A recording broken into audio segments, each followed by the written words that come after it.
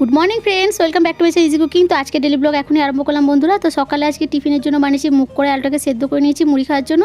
এরপর করে নিলাম স্নান। তো আজ যেহেতু বৃহস্পতিবার, তো তাড়াতাড়ি পুজোটা সেরে নেবো। এরপর বসিয়ে দেবো রান্না। মেয়ের স্কুল আজকে 1টা থেকে, সেই জন্য তাড়াতাড়ি সমস্ত কাজ আজকে করে নিতে হবে। ও যেহেতু ভাত খেয়ে যাবে স্কুলে। আর দেখো রান্না প্রায় হয়েই গেছে। তো রান্না কী করেছি দেখাচ্ছি। তো আজকে ভাত করেছি, ডাল করেছি আর পালং শাকের তরকারি করেছি। তো আজকে তোমাদের মধ্যে দুটো আমের আচার রেসিপি দেখাবো। তো পুরো ভিডিওটা দেখতে থাকো প্লিজ বন্ধুরা। ভিডিও ভালো লাগলে লাইক শেয়ার কমেন্ট করবে। আমার চ্যানেলে নতুন হয়ে থাকলে চ্যানেলটাকে সাবস্ক্রাইব করে প্লিজ আমাকে একটু সাপোর্ট করবে। তো এখন মেয়েকে খেতে দিয়ে দেবো। তারপর মেয়েকে স্কুল থেকে দিয়ে আসার পরে তোমাদের মধ্যে আমের আচার রেসিপিটা দেখাবো কিভাবে করেছি। তো প্রথমে আমগুলো ধুয়ে নিয়েছি, এরপর কেটে নেবো ছোটো ছোটো টুকরো করে।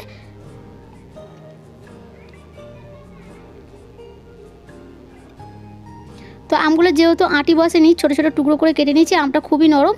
আর এদিকে দেখো শুকনো লঙ্কা যেটাকে ভেজে নিয়েছি, এটাকে একটু গুঁড়ো করে নেব। এরপর কড়াই দিয়ে দিলাম সর্ষের তেল। এবার এতে দিয়ে দেবো 4-5টা শুকনো লঙ্কা আর দিয়ে দিয়েছি 5 ফোড়ন। এবার এগুলো ভাজা হয়ে গেলে এতে কেটে রাখা আমটা দিয়ে দেবো। তো অর্ধেকটা আম মিষ্টি আচার বানাবো আর অর্ধেকটা ঝাল আচার বানাবো। তো এবার আমগুলোকে তেলের মধ্যে ভেজে নিতে হবে। এতে দিয়ে দেবো পরিমাণ মতো লবণ আর হলুদ গুঁড়ো।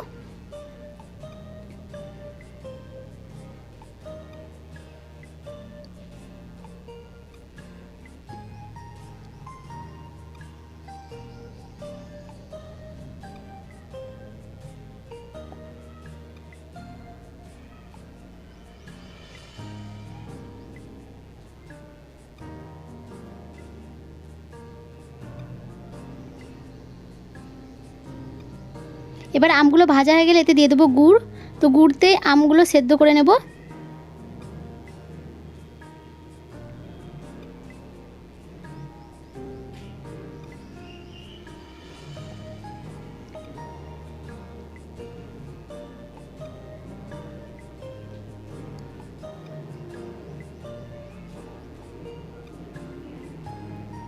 এবার দেখো আমগুলো সেদ্ধ হয়ে গেছে। এবার এটাকে নামিয়ে নেব।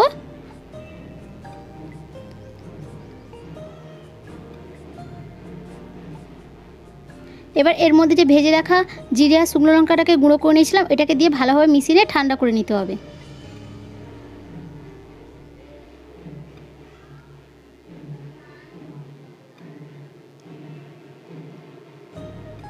তো মিষ্টি আচারটা ঠান্ডা হয়ে গেছে। এবার একটা কৌটো এটাতে ভরে রেখে দেবো।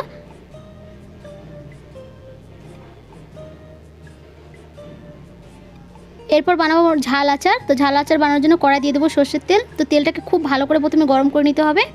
আর তেলটা অনেকটা পরিমাণ নিতে হবে যাতে আমটা ভেসে থাকে আচারটা যখন শুকিয়ে যাবে তখন পর্যন্ত। এবার এতে দিয়ে দিলাম শুকনো লঙ্কা, দারচিনি, এলাচ আর 5 ফোড়ন। এবার এটা খুব ভালো করে ভাজা হয়ে গেলে এতে দিয়ে দেবো আম।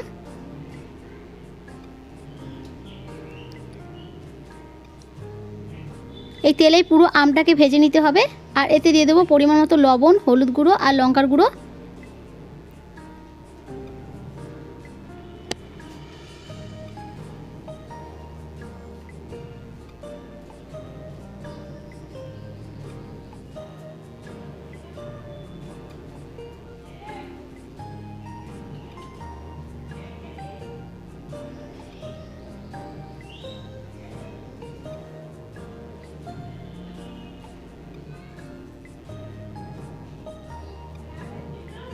এবার এগুলোকে ভালোভাবে মিশিয়ে নিতে হবে। তো আমগুলো দেখো সেদ্ধ হয়ে গেছে। এবার এটাকে নামিয়ে নেব।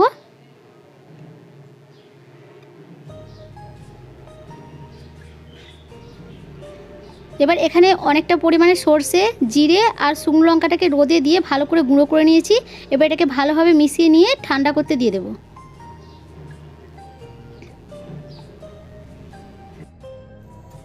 এবার আচারগুলো ঠান্ডা হয়ে গেছে, এক একে কৌটোয় ভরে রেখে দেবো। আর 2 থেকে 3 দিন রোদে দেওয়ার পরেই আচারগুলো ঘরে খাওয়া যাবে। তো ভিডিও যদি ভালো লাগে বন্ধুরা লাইক করো। আর আজকের ভিডিও এখানেই শেষ করছি। আপনারা সবাই সুস্থ থাকুন, ভালো থাকুন। ফিরে আসছি আগামীকাল।